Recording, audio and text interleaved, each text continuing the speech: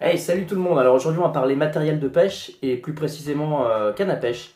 Parce que je viens de rentrer une nouvelle canne, la Shimano Wild Romance Ferocious Solide, qui est une canne à pêche assez exceptionnelle pour le prix.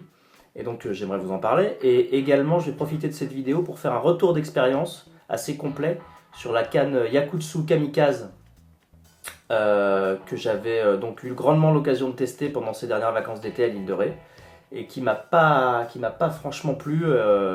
Et j'ai même allé beaucoup plus loin, mais vous verrez ça au cours de la vidéo. Et je vais également vous parler d'un moulinet de pêche que j'ai acheté sur AliExpress, vachement intéressant puisque c'est un moulinet étanche et encore deux trois petites babioles. Voilà, on va tout de suite voir ça. Alors voilà, tout d'abord, je voudrais qu'on commence par parler de la canne à pêche Yakutsu. Donc la voilà ici en rouge. Alors c'est une canne à pêche assez sympa esthétiquement, hein. Et j'avais quand même eu l'occasion de prendre de la bonite avec, donc bon, ça fait toujours plaisir.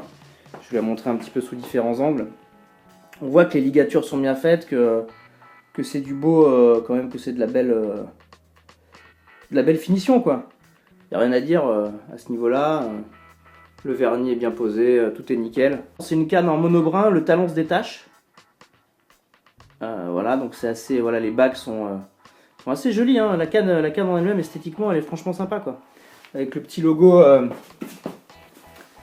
Yakutsu ici, sympathique. J'essaie de pas trop bouger, voilà. Yakutsu Kamikaze, c'est tout. C'est vraiment une canne sympathique. C'est ce qui m'avait un petit peu séduit aussi à la base, quoi. Enfin, c'est-à-dire, je voyais vraiment, elle avait un style, un look assez sympa. Et c'est bien sûr ce qu'il ne fallait pas faire. Pourquoi? Parce que cette canne, en fait, elle a strictement aucune résonance. Son action est pas terrible. C'est-à-dire, je trouve qu'elle est un peu molle sur la pointe. Ce qui fait que pour tout ce qui est maniement de leurre souple, tout, je trouve pas ça top, quoi. D'ailleurs, pour tout type de leurre, quoi, je trouve pas ça top en fait. Mais bon, on prend du poisson quand même, hein. Mais je veux dire, le problème c'est que vraiment, c'est pas hyper agréable de pêcher avec. C'est agréable en combat par contre. Comme elle est relativement souple, relativement parabolique, voilà, quand on a un poisson qui fait des gros rushs, genre scombridé, hein, genre c'est-à-dire les petites bonites, les pélamides, tous les trucs comme ça. Ça c'est vraiment sympa. Mais sinon pour l'action de pêche, franchement elle craint, quoi. Elle craint à mort, elle a pas du tout de résonance. Elle est présentée comme une canne qui a beaucoup de résonance, donc c'est de la publicité mensongère, hein, directement. Et donc j'ai essayé de contacter les représentants de Yakutsu en fait, hein, le patron et celui qui teste le matériel. Et donc je les ai eus, ils ont été assez désagréables. Au niveau service après-vente, c'est consternant, quoi. En plus, ils m'ont dit qu'ils avaient beaucoup de travail, donc voilà, avec cette vidéo, je pense qu'ils vont avoir beaucoup moins de travail. Enfin, je vais essayer de leur donner moins de travail parce que ils sont vraiment trop fatigués, je pense, pour satisfaire les clients. Voilà, je trouve ça assez honteux de gérer ces clients comme ça, un service après-vente vraiment déplorable. J'ai pas du tout aimé. Je suis pas le seul à trouver que ces cannes manquent de résonance et sont vachement surfaites. En plus, elles sont hors de prix. Enfin, elles coûtent 179, 180 euros, je crois, cette canne. Et ça, franchement, c'est une canne à 100 balles, hein. Donc, ouais, 80 euros de trop.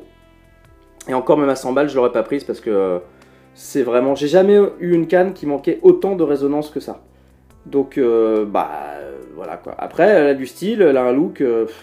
Mais franchement, je vais l'utiliser en canne voilà, quoi. Quand j'irai dans des endroits où je peux me casser la gueule ou n'importe quoi. Enfin, voilà. C'est pas quelque chose que je vais utiliser de façon régulière, quoi. Non, cette canne, elle est bien. Enfin, elle est bien. Elle est pas bien d'ailleurs. Elle est nulle d'ailleurs. D'ailleurs, ne prenez pas cette marque, hein. Cette marque est nulle, je pense. Preuve en est que la marque est nulle. J'ai jamais vu quelqu'un qui avait testé une canne Yakutsu faire un retour d'expérience, un retex, comme on dit, en disant que c'était une super canne. C'est jamais arrivé. Aucune vidéo. Je vois pas mal d'autres youtubeurs qui font des vidéos sur les cannes Yakutsu, mais jamais ils donnent leur avis. Il y a une raison très simple, c'est que, à mon avis, c'est de la dope, quoi. Enfin voilà, après vous faites ce que vous voulez, hein. Chacun achète ce qu'il veut. Bon, moi personnellement, je mettrai plus jamais un centime chez eux, quoi. Et en plus, voilà, on pourrait leur pardonner parce que c'est une marque jeune, comme je vous l'ai dit, mais ce que je pardonne pas, c'est vraiment le service après-vente aussi déplorable. Ah, donc là, je suis un peu à charge, hein, c'est normal, hein. J'ai payé 180 balles une canne qui vraiment me convient pas du tout, quoi. Et qui conviendra à personne, à mon avis, parce qu'elle est nulle, quoi. Donc voilà, bon bref. Non, je disais, cette canne peut servir si vous êtes en bateau et que vous tombez sur une chasse de bonite par exemple. Alors là, vous lancez votre leurre, voilà, vous animez un peu votre leurre, vous tombez sur une bonite, et lors du combat, comme elle est relativement souple, Elle absorbe bien les rushs et elle est assez agréable en combat en fait. Mais moi, ce que je demande à une canne, c'est d'être technique, quoi. Ce que je demande à une canne, c'est de pouvoir ne pas me faire louper des touches, voilà, pouvoir être tactile. Donc voilà, donc bon, elle lance loin, elle lance assez loin parce que bon, elle est grande et puis elle a un pommeau assez long. Ce qui est pas terrible d'ailleurs quand on pêche en kayak, contrairement à celle d'à côté, là, la Wild Romance, qui a un pommeau beaucoup plus court, mais je vais faire la comparaison tout de suite, à voir un petit peu ce qui se passe. Enfin voilà, c'était tout ça pour dire que sans rancune les mecs, hein, mais bon, vous me devez 180 € quand même, ça m'embête un peu, mais bon, sans rancune, voilà, si vous n'êtes pas content, bah, c'est votre problème. Et on va parler de ma canne que je viens de rentrer, justement parce que j'étais énervé d'avoir une canne comme ça, la Yakutsu m'a tellement énervé, que j'ai décidé de mettre un peu plus d'argent et de prendre cette canne là. Et cette canne là, c'est la Shimano Wild Romance Ferrosus solide, en biofibre, donc un carbone haut module. Elle est monobrin également avec le talon qui se détache. C'est une super canne. Vraiment une super canne. J'ai eu l'occasion de la tester, hein, donc je parle pas sans savoir cette fois. Elle a une résonance incroyable. On la voit, hein, c'est la violette, hein, c'est pas celle de derrière. Hein. Celle de derrière, pas bien, caca. Donc voilà, donc c'est une super canne vraiment. J'ai mis vachement de temps à la trouver parce qu'ils ne la font plus. Alors pourquoi Shimano ne la fait plus, je sais pas. Je sais pas pourquoi. Peut-être parce qu'elle revenait trop cher, je sais pas, les matériaux sont vraiment excellents sur cette canne. On voit les anneaux là, excellents. Vraiment le vernis est top, et surtout la résonance est fantastique. Elle a une fantastique résonance, et comme on peut le voir, alors ici un petit truc marrant, c'est que le porte-moulinet, on voit un petit peu le carbone du porte-moulinet, la déco est assez bien, et qu'est-ce qu'on voit marqué là? Fossil wood. Donc c'est du bois fossilisé en fait qu'ils ont mis. Donc ça donne un certain cachet, c'est assez stylé je trouve. Et bon voilà, je sais pas si ça apporte beaucoup à la canne, mais en tout cas voilà, c'est pas un truc de base comme le truc d'à côté où c'est du plastique. Celle de la Yakutsu c'est du plastique, là c'est du bois fossilisé, c'est quand même vachement stylé quoi. Voilà, les caractéristiques de la Wild Romance, c'est 5,40 en lancer ramené, hein, et 10,80 en jig, c'est-à-dire en vertical en fait, en pêche verticale. Donc le carbone c'est un HPC, donc un carbone à haute pression. Ça veut dire que la résonance est topissime. C'est une 2,10 m, c'est-à-dire ce que je voulais exactement pour le kayak, parce que c'est ni trop long ni trop court. Ce qui est vraiment intéressant en plus dans cette canne, c'est les dimensions du manche. Comme vous pouvez le voir, la Yakutsu a un manche beaucoup plus long. Il doit faire au moins, je sais pas, une dizaine de centimètres de plus. Et ce qui fait que le talon déborde derrière le coude. Donc quand on est en kayak, c'est embêtant. Celle-là, le talon arrive pile au niveau du coude. Donc je vais pas avoir de problème en kayak. Et c'est vraiment la canne que je voulais. Comme je l'avais déjà essayé en plus, bon, elle m'a coûté 255 €. Elle est à mon avis assez difficile à trouver parce que j'ai trouvé qu'un seul magasin qui la faisait. Et j'ai cherché pendant des heures et des heures et des heures. Et je pense qu'ils la font plus parce que c'est un super bon rapport qualité-prix. Je pense pour avoir une canne de cette qualité, faut payer 100 € de plus en fait. Donc c'est une très très bonne canne et je vous donnerai plus d'informations sur elle quand j'irai pêcher à l'île de Ré. Je vous ferai une revue complète dessus. Voilà, donc on en vient à la partie petit matériel. Et on va notamment parler, on va commencer par parler des moulinets en fait. Donc là, j'ai acheté un moulinet sur AliExpress. Alors c'est celui-là là. Donc je vous laisserai les références de ce moulinet sur la barre de description en dessous de la vidéo. Donc c'est un casting Sharky 2 en 2000. Pourquoi en 2000? Parce que je prends toujours des moulinets légers, parce que je pêche souvent en vertical et bon voilà, le poids c'est assez important. Et donc c'est un moulinet voilà, que j'ai acheté une vingtaine d'euros, moins de 30 €. Et alors il a la particularité d'être étanche, c'est-à-dire que la bobine ici, en dessous il y a des joints. Et donc tout ce compartiment là en fait, toute la bobine est étanche. Après normalement ce compartiment là aussi. Donc on peut l'immerger dans l'eau 3 minutes et il n'y a pas d'eau qui rentre à l'intérieur du mécanisme. Je vous mettrai le lien vers une petite vidéo. Donc voilà, ça c'est un moulinet AliExpress et je vais le coupler avec la canne Wild Romance Ferrosus solide que je viens de vous présenter. Le petit inconvénient de ce moulinet, il y a un petit inconvénient, c'est que quand on fait tourner la bobine à fond comme ça, vous allez voir, 1, 2, 3, je recommence, 1, 2, 3, 4, 5, c'est à peu près 4-5 tours, sans doute à cause des joints, donc ça tourne pas hyper, 1, 2, 3, 4, vous voyez, 4 tours à peu près, alors que quand on prend un moulinet classique, 11 roulements à billes celui-là. Acheté chez AliExpress aussi, hein, donc on va regarder, ça fait beaucoup plus de 1, 2, 3, 4, 5, 6, 7. Voilà, donc ça double presque ça tourne beaucoup plus vite. Le tour de manivelle est beaucoup plus, voilà. Donc est-ce qu'on va pas devoir forcer un peu avec celui-là? J'ai pas l'impression, hein, cela dit, on le sent pas. Hein. On sent que c'est plus résistant, on sent que les roulements sont moins, voilà, ils ont tendance à freiner plus vite. Après, je pense que bon, pour l'étanchéité, pour l'entretien, je pense que c'est vachement intéressant d'avoir un moulinet étanche. Le pick-up répond bien. Moi, voilà, je pense que ça va être quand même. Je pense que c'est du bon matos. Surtout, bon, il a coûté moins de 30 €, donc franchement, à ce prix-là, autant l'essayer. Je vous donnerai un retour d'expérience. Il faudra attendre cet été parce que on verra ça dans l'eau salée, vraiment comment il se comporte. Mais voilà, en tout cas, c'est celui-là que je vais utiliser pour pêcher le bar avec la Ferrosus solide, la Wide Romance. Je vais utiliser ce combo-là. Et alors, je l'ai monté avec une tresse, ça c'est vachement intéressant aussi. Une tresse Decathlon, donc Caperlan. Je pensais pas que je prendrais ces tresses-là un jour. Et ben ils ont fait une tresse en 8 brins.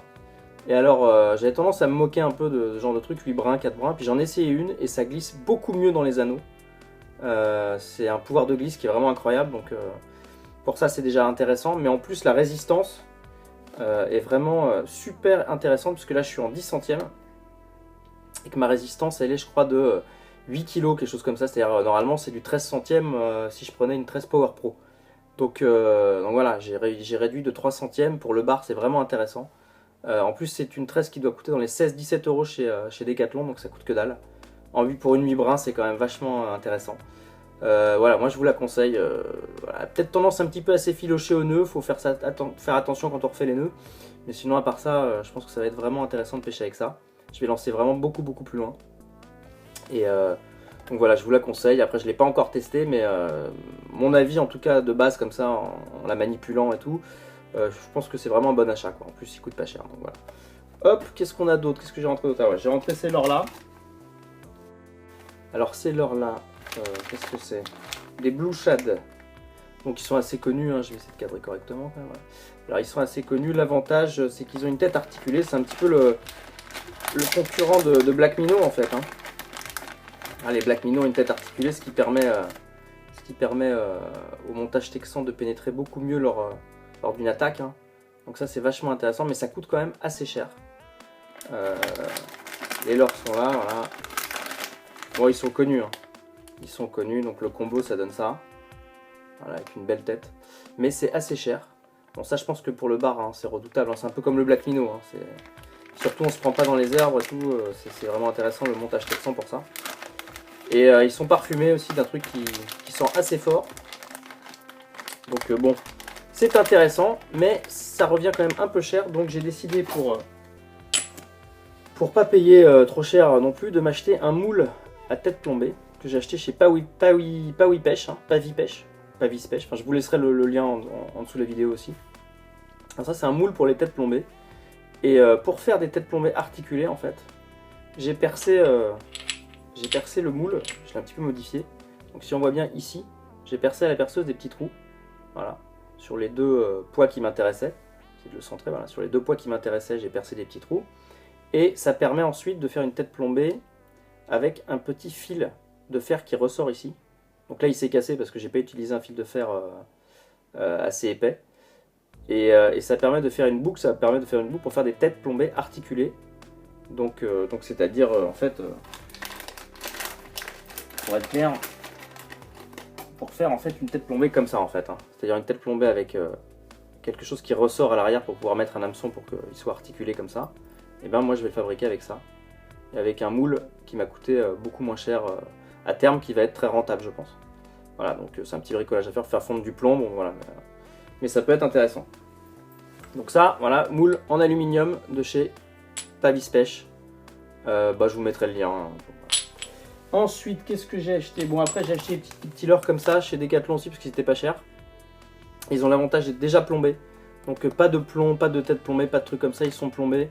Pour la verticale, c'est bien. Il y a un anneau en dessous, là. En dessous le ventre pour pouvoir mettre un triple. Alors, bon, ça, je vais l'utiliser peut-être pour le bar. Je suis pas sûr pour le bar, mais par contre, en eau douce, ça peut être intéressant. Et puis, par contre, j'en ai pris de ce coloris-là que j'aime beaucoup pour le maigre. Et ils sont pas très très grands, mais bon, ça peut être intéressant quand le maigre est difficile. Voilà, on verra ça cet été. D'utiliser ce genre de leurre, ils sont parfumés, ils sont déjà plombés, ça peut être intéressant. Voilà. Bon, bah, je crois qu'on a fait le tour. Ah non, il y a ça encore. Ça encore. Alors ça c'est pas hyper intéressant, mais c'est des leurres que j'ai rentrés de chez AliExpress. Des leurres pas chers du tout encore, hein, des leurres à moins d'1 euro, hein, sur 1,90 €. Donc ça c'est un flottant, espèce de popper flottant, pas utilisé encore. On va voir ce que ça donne, la finition est pas top, mais bon, on va voir si ça prend du poisson. C'est pour le bar ça, hein, principalement, j'ai voulu le prendre pour le bar. Et puis celui-là, qui avait une bonne finition, une bonne couleur, mais par contre un truc assez bizarre c'est qu'il coule. Il coule et il coule assez vite, donc je sais pas trop comment je vais l'utiliser, mais bon, c'est bon, à tester aussi pour le bar, voilà. On va voir si c'est intéressant ou pas. Bon bah voilà, j'espère que cette vidéo vous aura plu, n'hésitez pas à la liker, la partager. D'ici là, portez-vous bien et une bonne pêche à tous. Ciao ciao.